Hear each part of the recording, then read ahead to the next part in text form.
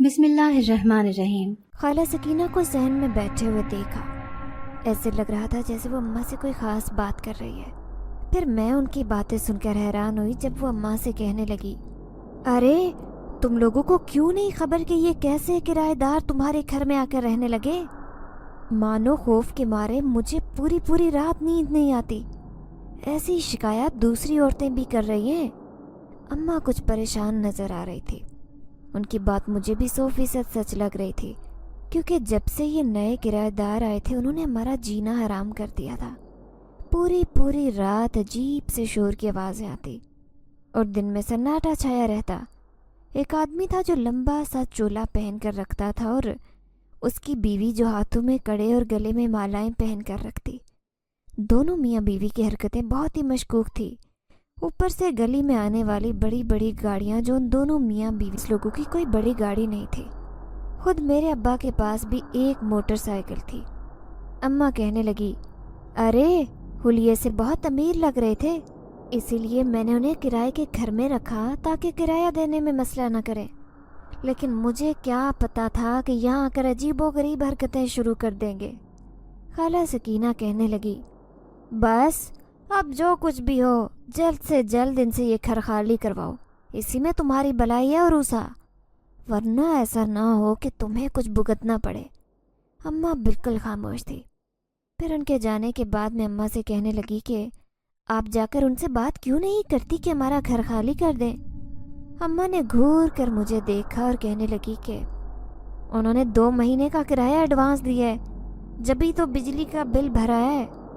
ایک تو middle class family کے مسئلے مسائل۔ میں نے اپنا سر پکڑا اور اگلی رات جو ہوا اسے کا بل بھرا ہے۔ ایک تو مڈل کلاس فیملی کے مسئلے مسائل۔ میں نے اپنا سر پکڑا اور اگلی رات جو ہوا اسے دیکھ کر اماں ابا نے ان سے بات کرنے کا فیصلہ کیا، کیونکہ اب بات حد سے زیادہ آگے بڑھ چکی تھی۔ میرا نام ملیحہ ہے۔ میرا تعلق ایک متوسط طبقے کے گھرانے سے تھا۔ ہماری خوش نصیبی یہ تھی کہ میرے ماں باپ کے زیادہ بچے نہیں تھے، ہم صرف 2 ہی بہنیں تھیں۔ مجھ سے بڑی بہن مدیحہ جس کی شادی ہو چکی تھی وہ بھی کم عمری میں ہی۔ اس کے بعد میں نے ابھی کالج میں ایڈمیشن لیا تھا۔ میں اپنے ماں باپ کی بہت لاڈلی تھی۔ یہی وجہ تھی کہ اس محلے کے باقی گھرانوں کی نسبت ہمارے گھر کے حالات بہت اچھے تھے، ورنہ ہر کوئی مہنگائی کا رونا روتا۔ اوپر سے اماں نے کمیٹیاں ڈال کر اوپر کا پورشن بہت اچھے سے بنوا لیا اور اسے کرائے پر دے کر ہر مہینے ایک اچھی خاصی رقم حاصل کر رہی تھی۔ ویسے تو ہمارے کرایہ دار جو بھی آتے وہ انتہائی غریب اور ابا کو بہت خوش کر دیا۔ انہوں نے پہلے 2 مہینے کا کرایہ اماں کے ہاتھ پر رکھا تو وہ خوشی سے نہال ہو گئی، کیونکہ پچھلے 2 مہینے سے ابا کی کم تنخواہ کی وجہ سے وہ بجلی کا بل ادا نہیں کر سکی۔ یوں پل بھر میں اماں کے سارے مسئلے مسائل حل ہو گئے، لیکن آنے والے دن ہمارے لیے بہت سی پریشانیاں لے کر آتے تھے۔ جب آدھی رات کو دونوں میاں بیوی نہ جانے ایسا کیا کرتے کہ ان کے گھر سے عجیب و غریب سی آوازیں آتی، ایسے لگتا کہ جیسے کوئی چھت پر چھلانگیں لگا رہا ہو۔ پریشانی کی بات تو یہ تھی کہ ان کے گھر میں کوئی بچہ بھی نہیں تھا۔ مانو بچہ ہو بھی تو رات بھر وہ شرارتیں بھی کریں، لیکن دونوں میاں بیوی بڑے ہی پراسرار تھے۔ پھر محلے والوں کی آنکھیں پھٹی کی پھٹی رہ گئی جب انہوں نے ہمارے گھر کے سامنے بڑی گاڑیوں کو آتے دیکھا۔ وہ ہمارے رشتہ دار نہیں تھے بلکہ ان دونوں میاں بیوی کے پاس آتے، وہ بھی کسی خاص کام کے سلسلے میں۔ اب ہم بھی نواز اس بڑی گاڑیوں کو آتے دیکھا۔ وہ ہمارے رشتہ دار نہیں تھے بلکہ ان دونوں میاں بیوی کے پاس آتے، وہ بھی کسی خاص کام کے سلسلے میں۔ اب ہم بھی نوازوں سے پریشان رہتے تو پڑوسی کیوں نہ ہوتے۔ تبھی تو خالہ سکینہ نے آ کر اماں سے شکایت کی کہ جلد سے جلد ان لوگوں سے گھر خالی کرواؤ۔ اب اماں سر پکڑ کر بیٹھی تھی، کیونکہ جو کرایہ انہوں نے دیا تھا وہ تو اماں نے خرچ کر دیا تھا۔ 2 مہینے سے پہلے وہ کہیں نہیں جانے والے تھے۔ لیکن ایک دن جب میں کالج سے آ رہی تھی تو میں نے اس آدمی کو اپنے گھر کے دروازے کے پاس کھڑے دیکھا۔ لمبا سا چولا پہنے وہ مجھے ترچھی نگاہوں سے دیکھ رہا تھا۔ میں اسے دیکھ کر خوفزدہ ہو گئی اور جلدی سے گھر میں گھس گئی۔ میں نے آج خوب ہنگامہ کیا۔ میں اماں سے کہنے لگی کہ کیا ضرورت تھی ایسے لوگوں کو کرائے پر رکھنے کی؟ اب وہ یہ گھر خالی نہیں کریں گے؟ اماں یہ سن کر ہنسی اور کہنے لگی، ارے کیوں نہیں خالی کریں گے؟ جب 2 مہینے پورے ہو رہے تھے اس لیے میں اپنے ٹیسٹ کی تیاری کر رہی تھی۔ آدھی رات کو کمرے میں بیٹھ کر مجھے ایسے لگا جیسے گھر کے صحن میں کوئی پھر رہا ہو۔ میں حیران تھی کہ کون ہے۔ مجھے ایک سایہ سا نظر آیا۔ آدھی رات کا وقت تھا، پڑھتے پڑھتے مجھے ڈر لگنے لگا۔ میں نے اماں ابا کے کمرے کی طرف دیکھا۔ ان کے کمرے کے دروازے کھلے تھے۔ وہ ہمیشہ دروازے کھول کر ہی سوتے، میری وجہ سے، کیونکہ میں شروع سے ہی ڈرپوک قسم کی لڑکی تھی۔ اب جو میں نے گھر میں ایسے چلنے پھرنے کی ہلچل محسوس کی تو دل ہی دل میں آیت الکرسی کا ورد کرنے لگی۔ اتنی ہمت نہیں ہو رہی تھی کہ اٹھ کر صحن میں ہی جھانک لیتی، لیکن اچانک چھت میں سے کسی کے کودنے کی آوازیں آنے لگی، جیسے کوئی زور زور سے اچھل رہا، اور پھر ایک عجیب سی بدبو میری ناک سے ٹکرائی تو میں نے بے اختیار اپنے منہ پر رومال رکھا۔ مجھے شدید غصہ آ رہا تھا۔ یہ سب ان کی وجہ سے ہو رہا تھا جو اس گھر میں کرائے پر آ کر آباد ہوئے ہیں۔ اگر اماں نے ان سے گھر خالی نہیں کروایا تو میں بھی خالہ کے گھر چلی جاؤں گی۔ میں غصے سے الٹا سیدھا سوچ رہی تھی، لیکن اگلی صبح جیسے ہی میں سو کر اٹھی تو خوب شور مچانے لگی۔ اماں، کل میرا ٹیسٹ تھا اور قسم سے میرا پڑھنا دشوار ہو گیا۔ ابا، آپ اماں سے کہیں کہ ان کرایہ داروں سے کہیں کہ یہ گھر خالی کر دیں، ورنہ میں خالہ کے گھر چلی جاؤں گی اپنی کتابیں لے کر۔ ابا میری بات سن کر مسکرا دیے اور کہنے لگے، پگلی، وہ تو آج صبح ہی گھر چھوڑ کر چلے گئے ہیں، نہ جانے کس وقت رات کو انہوں نے گھر خالی کیا۔ ابھی میں ان سے بات کرنے جا ہی رہا تھا تو اس نے میرے ہاتھ میں چابی پکڑا دی۔ ابا کی بات سن کر مجھے یقین نہیں آیا۔ اب میں بہت خوش نظر آ رہی تھی۔ اماں میری خوشی دیکھ کر مجھے گھورنے لگی اور وہ ٹھنڈی سانس بھر کر کہنے لگی، میری قسمت میں تو پیسہ ہے ہی نہیں۔ جب بھی کوئی اچھا کرایہ دار آتا ہے وہ خود ہی یہ گھر چھوڑ کر چلا جاتا ہے۔ لیکن میں بہت خوشی منا رہی تھی۔ پھر 2-3 دن گزرے جب اماں کہنے لگی کہ چلو آؤ مل کر اوپر کی صفائی کر لیتے ہیں، کیا پتہ کوئی اور گھر دیکھنے آ جائے۔ میں کہنے لگی، اماں آپ پھر دھول مٹی میں جاؤ گی اور آپ کو الرجی ہو جائے گی، میں خود ہی صفائی کر لوں گی۔ پھر میں صفائی کرنے جیسے ہی اوپر آئی تو میری نظر کمرے پر لگے تالے پر پڑی۔ حیرت کی بات یہ ہے کہ اماں نے کمرے کی چابی تو دی ہی نہیں۔ چلو اچھا ہے، کمرے کی صفائی بعد میں کر لوں گی۔ یہی سوچتے سوچتے جلدی سے صحن میں الٹی سیدھی جھاڑو لگا کر نیچے آ کر ناول پڑھنے لگی۔ ویسے بھی مجھے ناول پڑھنے کا بہت شوق تھا۔ ناول پڑھتے پڑھتے میں گہری نیند سو گئی جب مجھے اماں کی آواز سنائی دی، کب تک سوتی رہے گی؟ چل اٹھ جا کر موسم دیکھ کتنا اچھا ہو رہا ہے۔ میں نے جیسے ہی کھڑکی سے باہر جھانک کر دیکھا تو میں خوشی سے نہال ہو گئی۔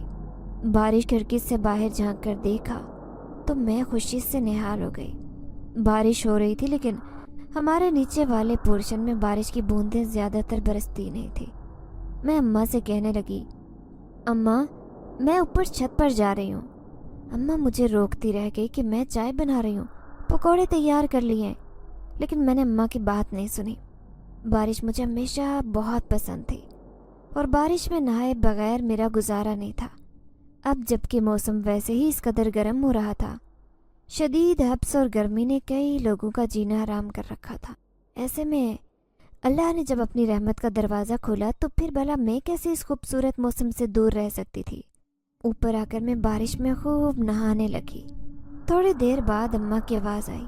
جیسے ہی میں نیچے جانے لگی تو اچانک اوپر والے پورشن کا کمرے کا دروازہ خوب زور سے ہلنے لگا، جیسے کوئی اندر سے اسے کھولنے کی کوشش کر رہا ہو۔ مجھے ایک دم خوف محسوس ہونے لگا۔ جیسے ہی 2 قدم آگے بڑھائے تو پھر سے وہی دروازہ تیز تیز ہلنے لگا۔ اب میں سمجھ گئی کہ ضرور یہاں پر کچھ ایسا ہے جو بہت عجیب ہے۔ میرا دل چاہ رہا تھا کہ میں کمرے میں جھانک کر دیکھوں، کیونکہ شام ہو جانے کی وجہ سے ہر طرف اندھیرا چھا گیا تھا۔ پھر میں نے جیسے ہی دروازے کے سوراخ سے اندر جھانکنے کی کوشش کی تو دیکھ کر میرے رونگٹے کھڑے ہو گئے۔ اندر مجھے ایک عجیب سا کالا سایہ نظر آیا۔ یہ دیکھ کر تو میرے منہ سے چیخ نکلتے رہ گئی۔ میں دوڑی دوڑی نیچے گئی۔ اماں نے مجھے یوں بھاگتے دیکھا تو کہنے لگی، پاگل ہو گئی ہے کیا؟ ابھی گر جائے گی، دیکھ ساری سیڑھیاں گیلی ہو رہی ہیں۔ اماں نے میرے چہرے کی اڑی رنگت نہیں دیکھی تھی، حالانکہ میں شدید خوف کا شکار تھی۔ پھر ابا اماں اور میں بیٹھ کر ساتھ چائے پینے لگے۔ میں نے اور اماں نے پکوڑے بھی بنا لیے تھے۔ لیکن میرے حواسوں پر وہی کالا سایہ سوار تھا. حالانکہ رات کو جب میں بستر پر سونے لگی تو مجھے نیند بھی نہیں آ رہی تھی. میں حیران تھی کہ وہ عجیب سی نظر آنے والی چیز کیا تھی اور دروازہ خود بخود کیوں ہل رہا تھا. یہی سوچ میرے ذہن میں تھی، اسی لیے میں کروٹ پر کروٹ بدل رہی تھی. آخر کار مجھ سے رہا نہ گیا. میں اماں ابا کے کمرے میں پہنچ گئی. اماں کو جھنجھوڑتے ہوئے کہنے لگی، اماں آپ آج میرے ساتھ سوئیں، مجھے ڈر لگ رہا ہے. اماں حیران ہو کر کہنے لگی، ارے تجھ سے تو لوگ ڈر جائیں، تو ایسے گدھے گھوڑے بیچ کر سوتی ہے، آج تجھے کیا ہو گیا؟ میں کہنے لگی، اماں مجھے نیند نہیں آ رہی، باہر کے شور سے مجھے ڈر لگ رہا ہے. ابا کہنے لگے، تم بچی کو تنگ کر رہی ہو، جا کر اس کے پاس سو جاؤ، پورا دن کالج کی پڑھائی کرتی ہے. جو اماں میرے پاس سوئی تو میں ان سے لپٹ کر سو گئی، کیونکہ اس رات میں بہت ڈر رہی تھی. میں نے اماں سے اس بات کا ذکر بھی نہیں کیا. یوں کئی دن گزر گئے. میں جو ہر شام اپنی اوپر والی پورشن کی چھت پر گزارتی تھی، اب میں نے چھت پر جانا ہی چھوڑ دیا، اور یہ بات اماں نے بھی نوٹ کر لی. اماں کہنے لگی، چھت پر کیوں نہیں جاتی؟ میں نے جلدی سے کہہ دیا کہ مجھے پڑھائی کرنی ہوتی ہے. یوں کئی دن گزر گئے. پھر ایک دن اماں کہنے لگی، تیرے ابا سے کسی نے بات کی ہے، گھر کرائے پر لینے کا کہہ رہے ہیں، چل آجا میرے ساتھ، کمرے کی صفائی کروا دیتی ہوں. ویسے بھی اس دن میں نے تجھے کمرے کی چابی نہیں دی، تو نے تو کمرے کی صفائی کی ہی نہیں ہوگی. اماں مجھے زبردستی اپنے ساتھ لے کر جانا چاہتی تھی. اب اماں کو مٹی سے الرجی تھی اور میرا ساتھ جانا ضروری تھا، اس لیے میں کچھ نہیں کہہ سکی. پھر دل میں خیال آیا کہ وہ سب میرا وہم بھی تو ہو سکتا ہے وہاں کوئی بھی نہ ہو. اماں صحن صاف کرنے لگی، جبکہ میں نے کمرے کا دروازہ کھول لیا تو اچانک ایک تیز ہوا کا جھونکا میرے چہرے سے ٹکرایا، جیسے کوئی میرے قریب سے گزر کر گیا ہو. یہ خیال بڑا ہی عجیب اور بھیانک تھا. میں نے مڑ کر اماں کو دیکھا، وہ اپنے کام میں مصروف تھی، جبکہ مجھے کمرے سے آتے ہوئے بھی ڈر لگ رہا تھا. کمرے میں عجیب سی بو پھیلی تھی. پھر اماں بڑبڑاتے ہوئے کہنے لگی، نہ جانے کیا کر کے گئے، ساری دیواروں پر دھوئیں کے نشان ہو رہے ہیں. میں نے پھر کمرے کی حالت دیکھ لی تھی. سارا گھر انہوں نے گندا ہی کیا تھا. جو دونوں میاں بیوی اس سے پہلے اس گھر میں رہ رہے تھے. میں جو کمرے کی صفائی کر رہی تھی، اچانک ہی میرا دھیان اس کرسی پر گیا جو کمرے پر پڑی تھی. یہ کرسی جس کی ایک ٹانگ ٹوٹی ہوئی تھی، زمین پر رکھی خود بخود ہلنے لگی، جیسے اس پر کوئی بیٹھا ہوا ہو. یہ دیکھ کر میں بے اختیار کھڑی ہو گئی اور اماں کو زور سے آوازیں دینے لگی، لیکن یہ دیکھ کر میری جان نکل گئی کہ اماں تو نیچے چلی گئی تھی. وہ کب مجھے اس کمرے میں اکیلا چھوڑ کر خود نیچے چلی گئی، مجھے پتہ ہی نہیں چلا. میں یہاں سے فرار ہونے کا راستہ تلاش کر رہی تھی، لیکن ایک زوردار ہوا کا جھونکا آیا اور کمرے کا دروازہ خود بخود بند ہو گیا. اب تو میری جان نکل گئی. میں زور لگا کر دروازہ کھولنے کی کوشش کر رہی تھی. ہوا اتنی تیز نہیں تھی کہ دروازہ خود ہی بند ہو جاتا. مجھے شدت سے رونا آ رہا تھا. ایسے لگ رہا تھا کہ میرے پیچھے کوئی کھڑا مجھے گھور رہا ہے. میں نے پلٹ کر بھی نہیں دیکھا. تھوڑی دیر بعد دروازہ کھل گیا. سامنے ابا تھے جو ابھی کام سے لوٹے تھے. کیا ہوا میری بیٹی، اتنا کیوں رو رہی ہو؟ میں ابا کے گلے لگ کر رونے لگی اور کہنے لگی، ابا مجھے کسی نے کمرے میں بند کیا تھا. ابا حیران ہو کر کہنے لگے، ارے مجھے تو تیری ماں نے بھیجا ہے کہ اوپر ملیحہ اکیلی ہے، کہیں وہ ڈر نہ جائے، نیچے پڑوس سے عورت آئی ہے. میری حالت ایسی ہو رہی تھی کہ جیسے میرے جسم میں جان ہی نہ ہو. ابا مجھے فکر مندی سے دیکھ رہے لوگ، سچ میں ہی یہ لوگ ٹھیک نہیں تھے. میں گھبرا کر کہنے لگی، ابا آپ کس کی بات کر رہے ہیں؟ تو ابا کہنے لگے، ارے انہیں کرایہ داروں کی. وہ دونوں میاں بیوی عملیات وغیرہ کرتے تھے، ایسے کام کرتے تھے جو عام بندہ نہیں کر سکتا. بڑے بڑے لوگوں سے کام نکلوانا، وہ بھی دوسری مخلوق سے. کون سی دوسری مخلوق؟ میں خوف زدہ نظروں سے ابا کو دیکھ رہی تھی. تو ابا کہنے لگے، اب میں تجھے بتاؤں گا تو پوری رات ڈرتی رہے گی. وہ مخلوق وہ ہوتی ہے جو انسان کو دکھائی نہیں دیتی. تو یہ بات تو سمجھ گئی ہوگی. اب میرے رونگٹے کھڑے ہو گئے. اس سے زیادہ میں پوچھنا بھی نہیں چاہتی تھی. پھر پوری رات مجھے نیند نہیں آتی، لیکن مجھے پکا یقین ہو گیا تھا کہ اس کمرے میں کچھ نہ کچھ ہے. اب میں کبھی اوپر والے پورشن پر نہیں جاؤں گی. میں نے فیصلہ کر لیا، لیکن اس رات جو مجھے خواب میں نظر آیا اس نے مجھے دہلا کر رکھ دیا۔ مجھے ایسے لگ رہا تھا کہ جیسے میں اکیلی سڑک کے کنارے کھڑی ہوں اور کسی نے پیچھے میرے کندھے پر ہاتھ رکھا۔ پھر جیسے ہی میں نے وہاں سے چلنا شروع کیا وہ میرے پیچھے آنے لگا۔ میں اسے جانتی تک نہیں تھی۔ میں نے اس کا چہرہ دیکھنے کے لیے پلٹ کر دیکھا تو حیران رہ گئی۔ اس کا صرف وجود تھا، چہرہ نہیں، اور اس کا ہاتھ بہت خوفناک تھا۔ یہ عجیب و غریب خواب دیکھتے ہی میری آنکھ کھل گئی۔ میں نے چیخ مارتے ہوئے اٹھ کر دیکھا، میرے پاس کوئی نہیں تھا، لیکن دوسرے کمرے میں سوئی ہوئی اماں دوڑتی ہوئی میرے پاس آئی۔ کیا ہوا ملیحہ، تجھے کس نے ڈرا دیا؟ کیا کوئی خوفناک خواب دیکھ لیا؟ میں اماں کے سینے سے لگی خوف سے لرز رہی تھی۔ ابا بھی پریشانی سے مجھے دیکھ رہا تھا۔ پھر اماں سے کہنے لگا، دن میں بھی یہ بری طرح ڈر گئی تھی۔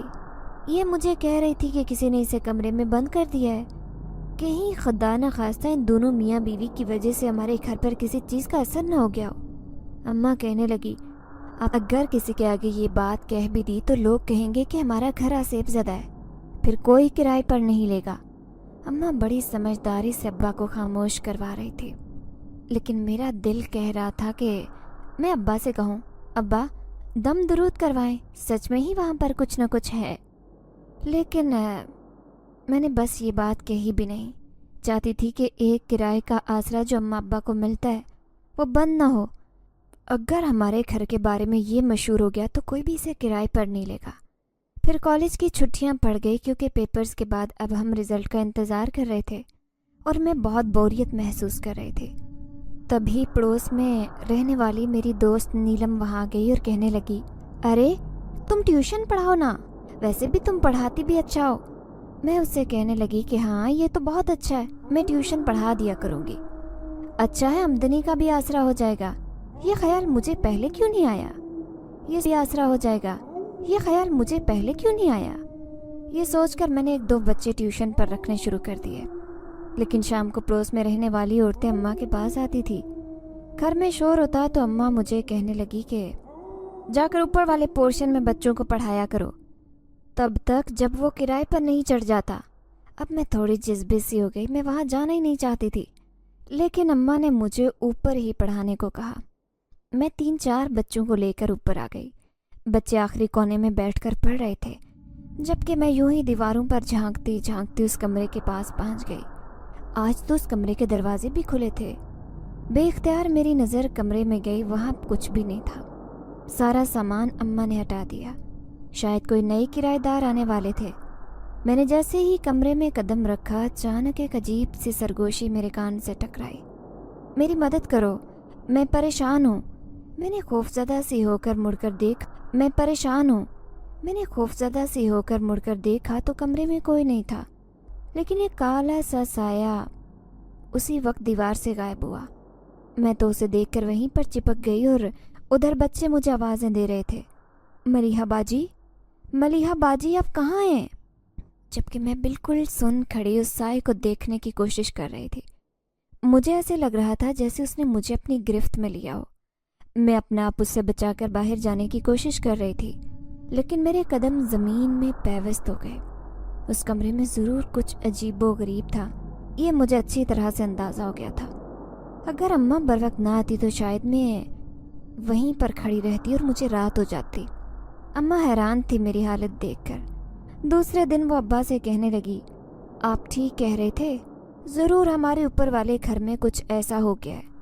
میری بیٹی بھی کچھ کھوئی کھوئی سے لگتی ہے، اللہ جانے اسے کیا ہوا۔ میں تو پہلے ہی کہہ رہا تھا، جب سے میں نے اس آدمی کے بارے میں عجیب و غریب باتیں سنی تھی تبھی مجھے شک ہو گیا تھا کہ وہ ضرور ہمارے گھر میں کسی جنات وغیرہ کو بلاتا رہا ہے، تبھی تو اس کی پراسرار حرکتیں اور آوازیں سنائی دیتی تھی۔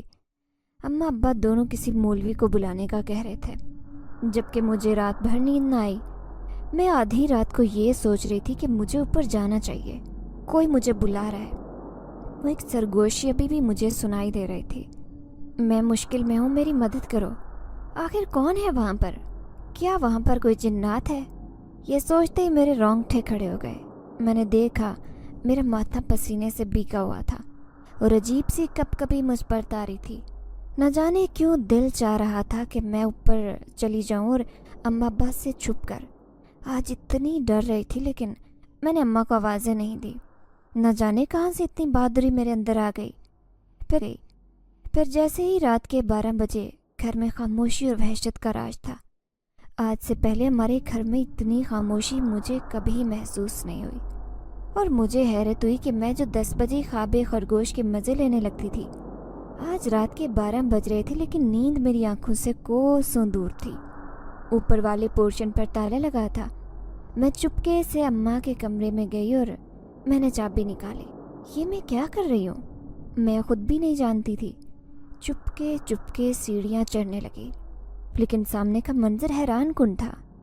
اماں جو ہر وقت اوپر والے کمرے کو تالا لگا کر رکھتی تھی، آج وہ کمرے کا دروازہ کھلا ہوا تھا. میں خاموشی سے اس کمرے میں جا کر بیٹھ گئی، اسی کرسی پر جس کی ایک ٹانگ ٹوٹی ہوئی تھی، لیکن مجھے یہاں بیٹھ کر سکون مل رہا تھا. میں کسی کو تلاش کرنے کی کوشش کر رہی تھی، پر پھر میری آنکھوں نے ایک حیران کن منظر دیکھ. قدموں میں بیٹھا ہوا کوئی دکھائی دیا. وہ ایک سفید روشنی کی طرح موجود تھا، لیکن ایسے لگ رہا تھا جیسے وہ کسی قید میں ہو. وہ بالکل بے بس دکھائی دیتا. اس کی آنکھوں میں التجا تھی. کون ہو تم؟ میں نے غور سے اسے دیکھتے ہوئے پوچھا. اس نے آنکھ اٹھا کر مجھے دیکھا. میں اس کی آنکھیں دیکھ کر حیران تھی جو آنسوں سے بھری ہوئی تھی. ایک بے بس مخلوق. اچانک اس کی بھاری آواز سنائی دی، لیکن اس کی آواز بڑی ہی دلکش تھی. میں اس کی آواز میں کھونے لگی. وہ بے بسی سے رو رہا تھا. اس کے آنسو میرے دل پر گر رہے تھے. میں سوچ بھی نہیں سکتی تھی کہ اس کی آواز مجھے اتنا دیوانہ کر دے گی کہ میں آدھی رات کو اٹھ کر اس کے سامنے چلی جاؤں گی. پھر وہ کہنے لگا، میری مدد کرو، میں بڑی پریشانی میں ہوں. مجھے بتاؤ کون ہو تم؟ تمہیں کیا پریشانی ہے؟ میں اس سے ہر بات پوچھنا چاہتی تھی. وہ بتاؤ کون ہو تم؟ تمہیں کیا پریشانی ہے؟ میں اس سے ہر بات پوچھنا چاہتی تھی. وہ کہنے لگا، مجھے ایک انسان نے یہاں پر قید کر دیا ہے، میرے پر کاٹ دیے ہیں، میں یہاں سے کہیں نہیں جا سکتا. کیا کیا ہے اس نے تمہارے ساتھ؟ میری آنکھوں میں حیرانی تھی. وہ کہنے لگا، اس نے مجھے اس 4 دیواری میں قید کر دیا ہے کیونکہ میں نے اس کا کام کرنے سے انکار کر دیا تھا. مجھے آزاد کرواؤ، میری مدد کرو. وہ مسلسل ایک التجا کر رہا تھا. میں تمہاری مدد ضرور کروں گی، میں تمہارے لیے ہی یہاں آئی ہوں. میں اسے اتنا بتا دینا چاہتی تھی. کھوئے سے انداز میں اسے دیکھتی. وہاں بیٹھ کر میں گہری نیند سو چکی تھی. صبح گھر میں ہنگامہ مچ گیا. میں اپنے کمرے سے غائب تھی جبکہ اوپر والے پورشن کا دروازہ کھلا پڑا تھا. اماں دہل کر رہ گئی. ابا بھی پریشان تھے. اماں دوڑی اوپر آئی. میں اوپر والے کمرے میں کرسی پر بیٹھی سو رہی تھی جبکہ میرے بال بکھرے ہوئے تھے. اماں نے جیسے ہی مجھے جگایا تو میں ہڑبڑا کر انہیں دیکھنے لگی. مجھے رات والی کوئی بات یاد نہیں تھی، جبکہ میں یہاں کیسے پہنچی مجھے تو خود بھی کوئی ہوش نہیں تھا. اماں کی آنکھوں میں خوف کی کیفیت تھی. اماں کہنے لگی، اب کیا کریں؟ یہ ہماری بیٹی کے ساتھ کیا ہوا ہے؟ جوان لڑکی ہے، اگر اس کی بات ادھر ادھر ہو گئی تو کل کو اس کے لیے رشتے بھی آنے میں پریشانی ہوگی. ابا غصے سے کہنے لگے، جب ہی تو تجھے کہہ رہا تھا کہ کسی مولوی کو بلا کر یہ گھر دکھا دیتا ہوں، لیکن تو نے میری بات نہیں مانی. کرائے کے لالچ میں اب دیکھ تیری بیٹی کے ساتھ کیا ہوا ہے.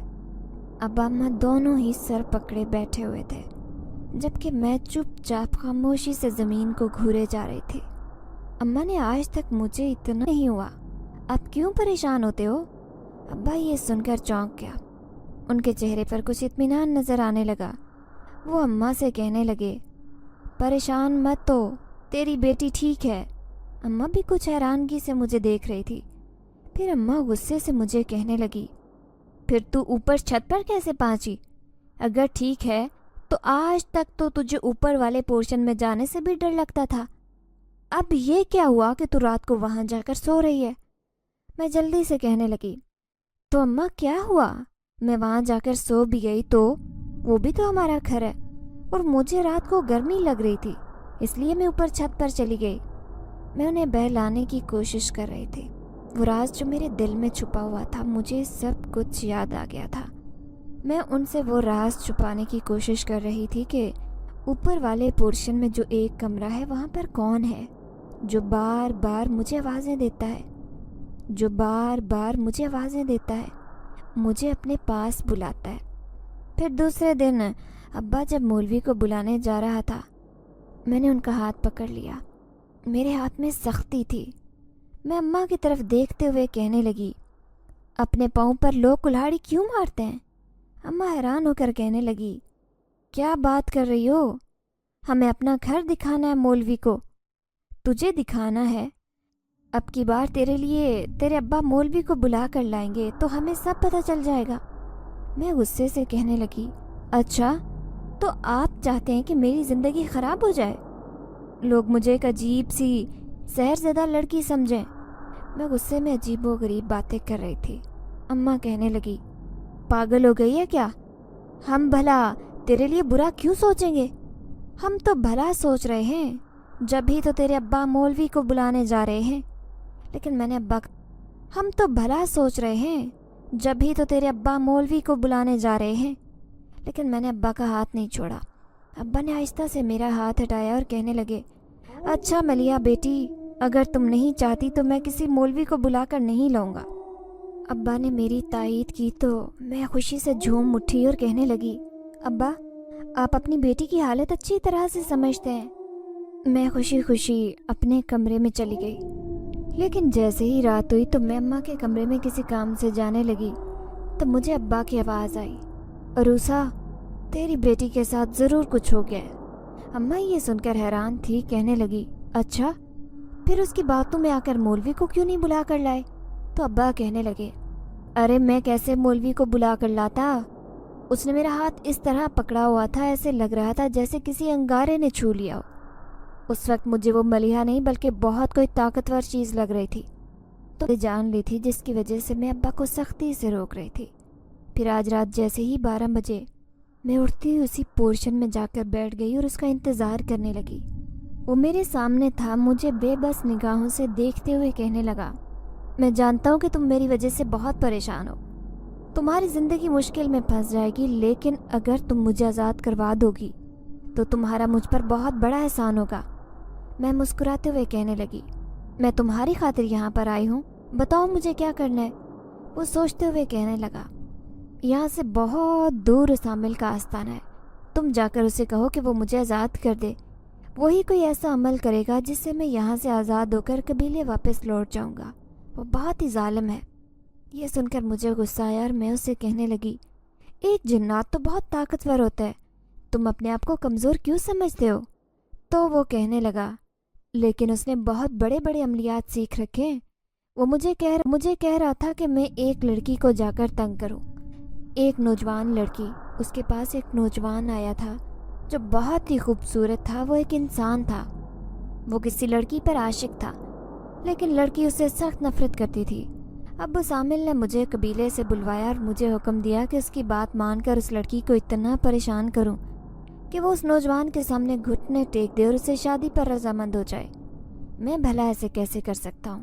میں ایک نیک جنات ہوں، ہمارے شہنشاہ جنات تو بہت ہی نیک اور حافظ قرآن ہے، میں کبھی ان کا دل نہیں دکھا سکتا۔ وہ مجھے لالچ دے رہا تھا میری طاقتیں بڑھانے کا، لیکن میں نے اس کی بات ماننے سے صاف انکار کر دیا۔ یہی وجہ تھی کہ اس نے غصے میں آ کر مجھے اس کمرے میں قید کر دیا۔ ہر رات میں ہی وہ شور کرتا تھا جس کی وجہ سے تم سب پریشان تھے، تمہارے محلے کے لوگ، تمہارے ماں باپ، سب میری آواز سن کر پریشان ہوتے۔ اسی وجہ سے وہ عامل مجھ سے نفرت کرنے لگا اور اس نے مجھ پر ایسا خطرناک عمل کیا کہ اب میں اپنی طاقت سے بھی محروم ہو چکا ہوں۔ اب تمہیں ہی اس کے پاس جانا ہوگا، تم ہی میری مدد کر سکتی ہو۔ اس نے مجھے سب کچھ بتایا، میں اس کی مدد کے لیے تیار تھی۔ پھر میں وہیں بیٹھے بیٹھے سو گئی۔ اگلے دن اماں نے پھر سے مجھے اسی کمرے میں سوتے ہوئے دیکھا تو پریشان سی ہو کر مجھے جگا کر نیچے لے آئی۔ میں پورا دن کھوئی سی رہی، لیکن جیسے ہی عصر کا وقت ہوا میں نے اپنے کالے رنگ کی چادر اوڑھی اور اماں سے کہنے لگی، میں نیلم کے گھر جا رہی ہوں۔ اماں حیران تھی، نیلم سے میری ایسی کوئی خاص دوستی بھی نہیں تھی کہ میں اس کے گھر جاتی، لیکن آج میں پوری تیاری کے ساتھ اس کے گھر جا رہی تھی۔ اماں نے مجھے سر سے پاؤں تک دیکھا اور کہنے لگی، ٹھہر جا، اکیلی کیسے جائے گی؟ میں تیرے ساتھ چلتی ہوں اس کے گھر تک۔ لیکن میں نے سختی سے اماں کو منع کر دیا اور کہنے لگی، مجھے ایک ضروری کام سے جا رہی ہوں، نیلم کے گھر ہی جا رہی ہوں۔ یہ کہہ کر میں جلدی سے گھر سے باہر نکل آئی، کہیں ابا ہی نہ کام سے لوٹ آئے۔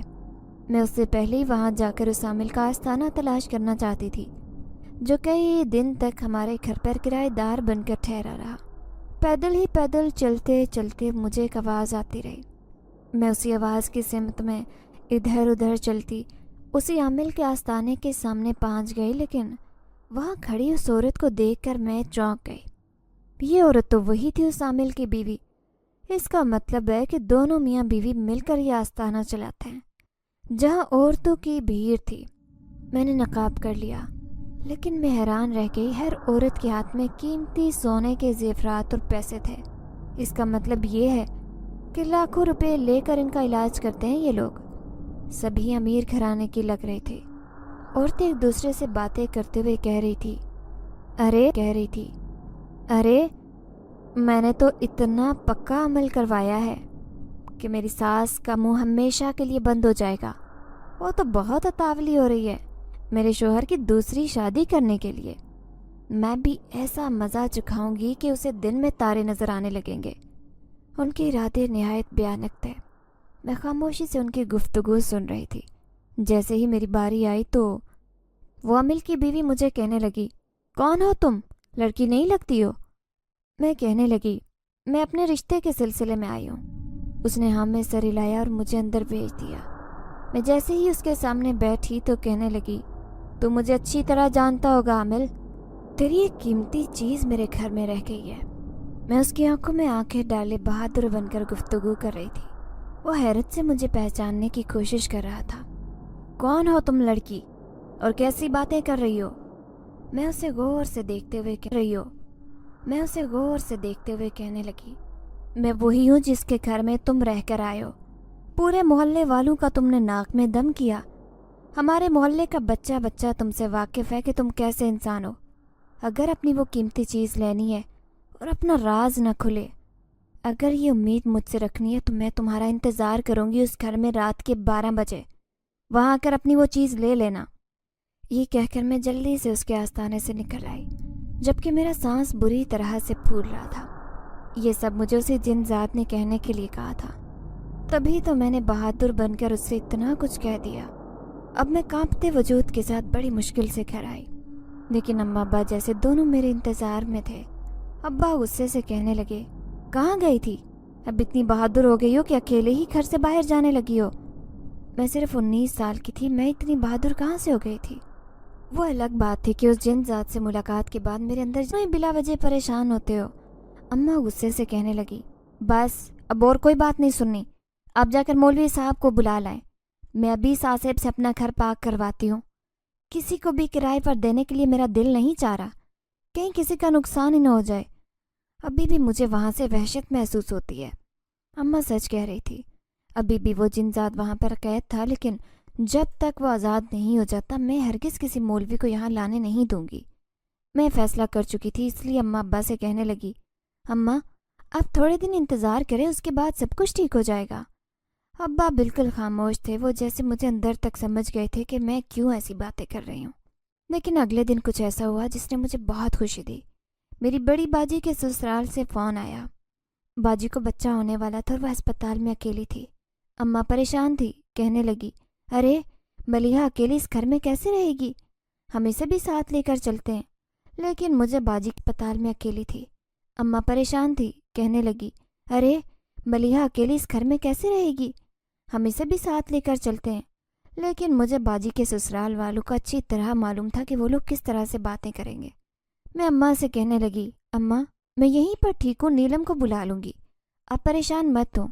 وہ دونوں جلدی میں تھے کیونکہ باجی آپریشن تھیٹر میں تھی۔ وہ دونوں چلے گئے۔ میں نے سکھ کا سانس لیا۔ آج رات وہ نہیں آنے والے تھے کیونکہ 7 بج رہے تھے۔ باجی کا آپریشن رات کے 10 بجے تھا۔ میں بڑی خوش تھی۔ مجھے پوری امید تھی کہ میری بات مان کر وہ عامل ضرور ایک بار یہاں اپنی قیمتی چیز لینے کے بہانے آئے گا، اور تبھی میں اسے بلیک میل کروں گی کہ وہ پہلے اس جنزات کو آزاد کرے، اس کے بعد میں اسے اس کی قیمتی چیز دوں گی۔ میں جلے پیر بلی کی طرح ادھر ادھر چکر کاٹ رہی تھی، لیکن رات کے 12 بجے سے پہلے اس جنزات نے ظاہر نہیں ہونا تھا، وہ اسی وقت ظاہر ہوتا تھا۔ اب یہ وقت سکینہ چلی آئی، وہ اماں کے بارے میں پوچھ رہی تھی۔ میرا دل چاہ رہا تھا کہ میں اس سے کہوں کہ خالہ ابھی یہاں سے چلی جاؤ، بعد میں آنا۔ وہ مجھے حیرت سے دیکھتے ہوئے کہنے لگی، تم اتنا بدلی بدلی کیوں لگ رہی ہو؟ میں لاپرواہی سے کہنے لگی، آپ کو غلط فہمی ہوئی ہے اور کچھ نہیں، بھلا میں کیوں بدلی بدلی سی ہوں گی؟ میں نے ان کی بات کو ٹال مٹول کر دیا تو وہ کہنے لگی، اچھا شاید مجھے ہی غلط فہمی ہوئی ہے۔ میں نے ان کی بات پر کوئی جواب دینا مناسب نہیں سمجھا، انہیں نظر انداز کیا تو وہ خود ہی اٹھ کر چلی گئی۔ اب میں بہت خوش تھی، لیکن جیسے ہی آدھی رات ہوئی اچانک دروازے پر دھیمے سے دستک ہونے لگی۔ میرا دل زور سے دھڑک رہا تھا۔ جیسے ہی میں نے دروازہ کھولا، سامنے ایک کالے رنگ کے کپڑوں میں ملبوس وہی عامل کھڑا تھا جس نے ہمارے گھر میں اس جن زادے کو قید کر رکھا تھا۔ وہ چہرہ چھپا کر یہاں آیا تھا، پھر مجھے غور سے دیکھتے ہوئے کہنے لگا، لڑکی میں جان گیا ہوں کہ تم اکیلی ہو، دیکھو میں تمہیں کوئی نقصان نہیں پہنچاؤں گا، بس مجھے بتا دو کہ آخر میرا یہاں کیا رہ گیا تھا۔ میں بڑی مشکل میں پھنس گیا تھا، اسی لیے اس محلے میں رہنے آیا۔ ایک امیر آدمی نے میرا جینا حرام کیا تھا، وہ میرا آستانہ بند کروانا چاہتا تھا، اس کا کام کرنے کی وجہ سے مجھے بڑے بڑے کام کرنے پڑے، لیکن پھر بھی کچھ حاصل نہیں ہوا۔ میں اس سے بچتا پھر رہا ہوں اور تم نے بھی مجھے پریشان کر دیا۔ سچ سچ بتاؤ یہاں میری ایسی کیا چیز ہے؟ میں اسے کہنے لگی، اسی کمرے میں جاؤ جہاں تم اپنی بیوی کے ساتھ رہتے تھے۔ اب میں بھی اس کے پیچھے پیچھے چلی آئی۔ پھر میں کہنے لگی، میرے پاس تمہاری قیمتی چیز ہے، لیکن اگر تم اسے حاصل کرنا چاہتے ہو تو پہلے اس جن ذات کو آزاد کرنا پڑے گا جسے تم نے اس کمرے میں قید کیا ہے۔ یہ سنتے ہی اس کی آنکھیں پھٹی کی پھٹی رہ گئی۔ وہ حیرت سے مجھے دیکھتے ہوئے کہنے لگا، تمہیں کیسے معلوم ہوا کہ یہاں نے جن زادے کو قید کر رکھا ہے؟ میں کہنے لگی، اگر تم کسی کی قید میں ہوتے اور اپنی آزادی حاصل کرنے کے لیے کچھ نہ کچھ کرتے تو اس نے بھی یہی کوشش کی اور اپنی اس کوشش میں کامیاب ہو گیا۔ اب تم اسے پہلے آزاد کرو، اس کے بعد ہی تمہیں تمہاری وہ قیمتی چیز دوں گی۔ دیکھو اگر وہ چیز محلے والوں کے ہاتھ لگ گئی تو تمہارے آستانے کو بند کروا دیں گے۔ میں اسے ڈرا رہی تھی۔ اب وہ گھبرا گیا اور کہنے لگا، ساری غلطی میری ہے، مجھے اس معصوم مخلوق کو قید نہیں کرنا چاہیے تھا، وہ بہت نیک ہے جبکہ میرے ارادے بہت شیطانی۔ میں اکثر ہی پیسوں کی خاطر بڑے بڑے کام کر لیتا ہوں، لیکن مجھے احساس ہو رہا ہے کہ مجھے ایسا نہیں کرنا چاہیے تھا۔ تو میں کہنے لگی، ٹھیک ہے تم اسے آزاد کرو، اس کے بعد ہی تمہاری وہ قیمتی چیز دوں گی۔ یہ سنتے ہی وہ کہنے لگا، آج میرے پاس آخری دن ہے، اس کے بعد میں یہ شہر چھوڑ کر چلا جاؤں گا، لیکن جانے سے پہلے جن ذات کو آزاد کرتا ہوں تاکہ میرے کندھے پر جو بوجھ ہے وہ اتر جائے، ایسا نہ ہو کہ یہی سوچ کر وہ آنکھیں بند کر کے کچھ عمل کرنے لگا۔ اچانک اس کمرے میں تیز روشنی چمکنے لگی۔ میں حیران رہ گئی۔ سامنے ایک خوبصورت شہزادے کی طرح نظر آنے والا وہ خوبصورت جنزاد مجھے محبت بھری نظروں سے دیکھ رہا تھا، جیسے وہ آج آزاد ہو گیا ہو۔